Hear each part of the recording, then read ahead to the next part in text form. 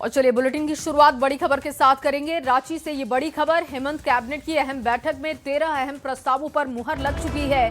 सरकारी उड़ान योजना को 6 महीने का विस्तार मिला। हॉकी स्टार सलीमा टेटे निक्की प्रधान के भूखंड खर्च का जिम्मा सरकार ने उठाया। इसके अलावा रांची के मांडर में टेम्बो सिंचाई योजना के लिए 236 करोड़ की मंजूरी सरकार की तरफ से मिली।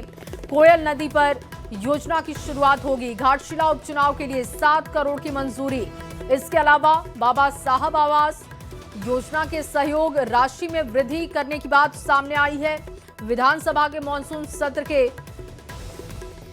सत्रावसान को भी मंजूरी मिली है। ये देखिए, तमाम महत्वपूर्ण प्रस्तावों को मंजूरी मिली। हेमंत कैबिनेट में 13 एजेंडे पर मुहर लगी है और आज बड़े प्रस्तावों को हरी झंडी दी गई है। सरकारी उड़ान योजना को विस्तार सरकार की तरफ से मिला। उपचुनाव के लिए 7 करोड़ की मंजूरी हुई।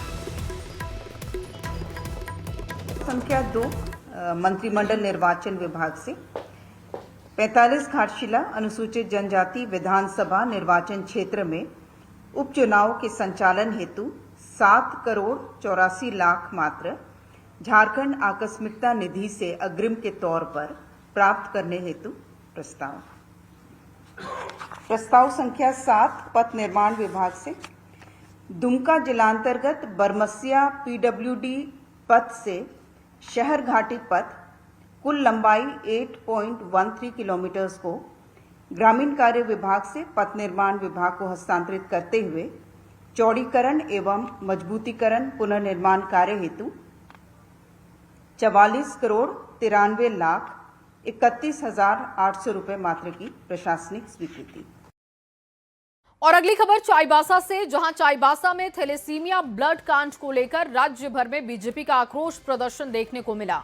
बीजेपी नेता कार्यकर्ताओं ने प्रदर्शन करते हुए झारखंड सरकार के खिलाफ नारेबाजी की और मामले की सीबीआई जांच और स्वास्थ्य मंत्री के इस्तीफे की मांग उठाई गई। ये रिपोर्ट आपको दिखाते हैं।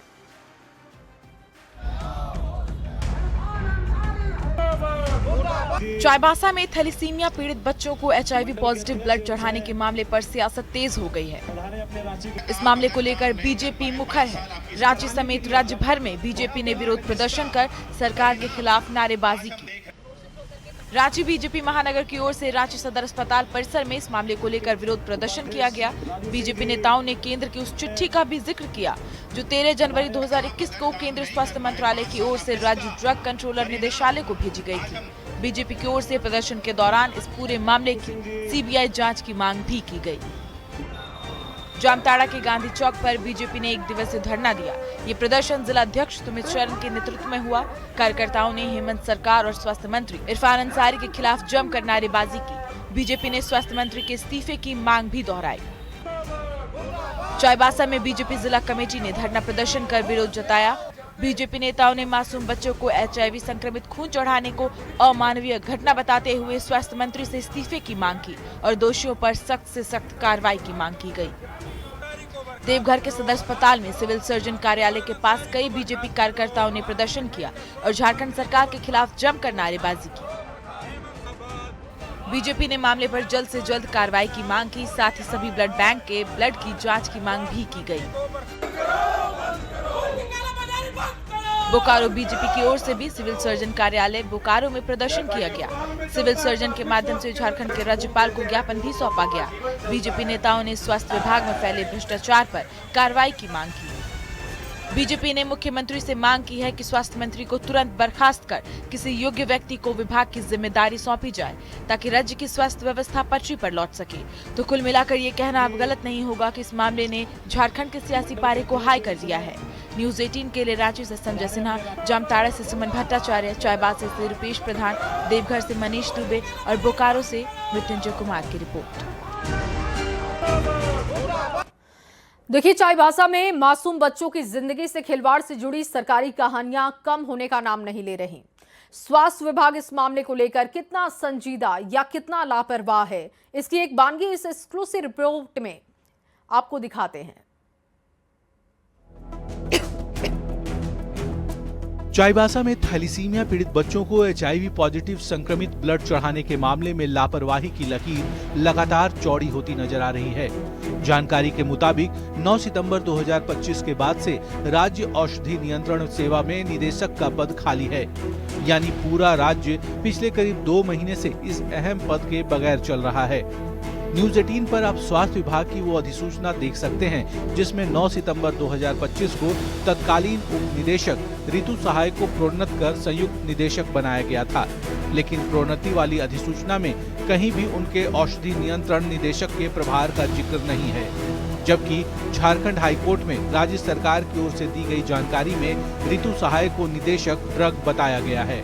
2 महीने पहले 9 सितंबर 2025 को ही श्रीमती ऋतु सहाय को ड्रग डायरेक्टर के प्रभार से प्रभार मुक्त किया गया था, यानी पिछले 2 महीनों से झारखंड में कोई भी ड्रग डायरेक्टर था ही नहीं। 9 सितंबर को स्वास्थ्य विभाग की अधिसूचना और 30 अक्टूबर को झारखंड हाईकोर्ट में दी गई जानकारी में सच्चाई के तालमेल को लेकर चूक या फिर लापरवाही साफ नजर आ रही है। बीजेपी ने इस पूरे मामले में निशाना साधते हुए विभाग पर कोर्ट को गुमराह करने का आरोप लगाया है। इस मामले में उच्च स्तरीय जांच की मांग उठाई गई है। वहीं कांग्रेस इस मामले में स्वास्थ्य विभाग का बचाव करती नजर आ रही है। देखिए, ये स्वास्थ्य विभाग के अंदरूनी बातें हैं। ये सही है कि जो उप निदेशक हैं उनकी प्रमोशन हो गई संयुक्त निदेशक में, लेकिन जब तक पुराने पद पर कोई नहीं आए जहां वो थे, तो उनको हो सकता है कि काम देखते रहने का निर्देश मिला होगा। ये कहना गलत नहीं होगा कि निदेशक पद को लेकर बरती गई लापरवाही ने एक बड़ा सवाल खड़ा कर दिया है। सवाल यह है कि स्वास्थ्य विभाग मासूमों की जिंदगी से खिलवाड़ के बाद आखिर सबक लेगा तो कब? संजय कुमार सिन्हा, न्यूज 18, रांची। और चलिए बात उपचुनाव की करते हैं। उपचुनाव में प्रचार के दौरान मुख्यमंत्री हेमंत सोरेन ने विपक्ष पर तीखा प्रहार किया और मूसाबनी में आयोजित सभा में उन्होंने कहा कि जेएमएम गरीब, आदिवासी, दलित और पिछड़ों की पार्टी है, न कि मारवाड़ी और सेठों की। उन्होंने जनता से जेएमएम के प्रत्याशी को जिताने की अपील की। सीएम हेमंत ने जनसभा में कहा कि झारखंड में जेएमएम के सिवा किसी पार्टी के लिए वैकेंसी नहीं।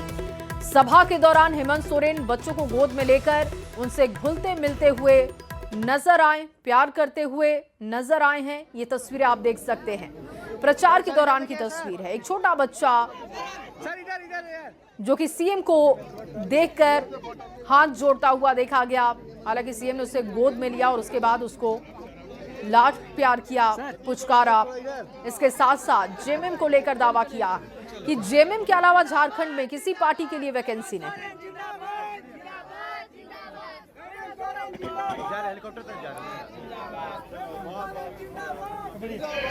इसका जो का जो आवाज है कि पूरा झारखंड सुनाई दे और दिल्ली के कानों तक में चला जाए कि झारखंड में झारखंड की मोर्चा के अलावा कोई जगह नहीं का पब्लिक, हमारा जनता का यहाँ आना, यहाँ आगमन होना और यहाँ हमारे माननीय मुख्यमंत्री जी का स्पीच सुन के उनका यहाँ का जितने भी जनता एक नया ऊर्जा और नया जोश लेके गए हैं, ताकि इसी तरह जोश और नया ऊर्जा बरकरार रहे जब तक वोट होता है। और ये जनता में जो उत्साह है, जो उल्लास है, ये बताता है कि पिछली बार की दुगुनी मार्जिन से सोमेश चंद्र सोरेन जी इस घाटशिला उपचुनाव को जीतने जा रहे हैं। झारखंड मुक्ति मोर्चा इस माटी का पार्टी है और सीएम साहब झारखंड मुक्ति मोर्चा के केंद्रीय अध्यक्ष।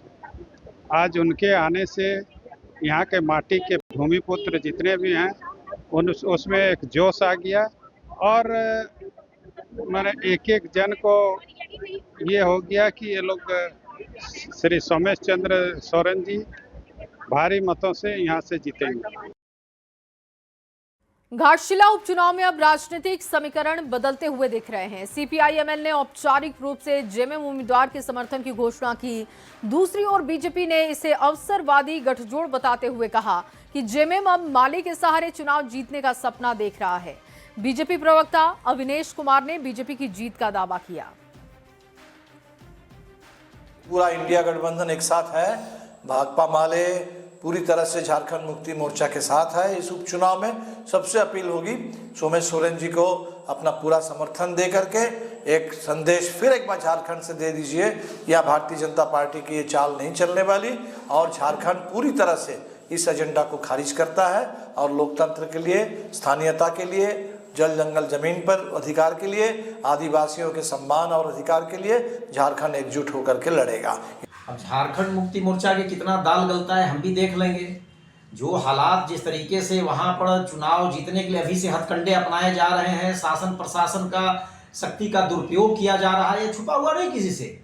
और घाटशिला की जनता ईंट का जवाब पत्थर से देगी। हमारे नेता पूरे और हमारे कार्यकर्ता पूरे चुस्ती दुरुस्त के साथ वहां पर चुनाव में लगे हुए हैं और ये चुनाव देखिएगा कि मील का पत्थर साबित होगा।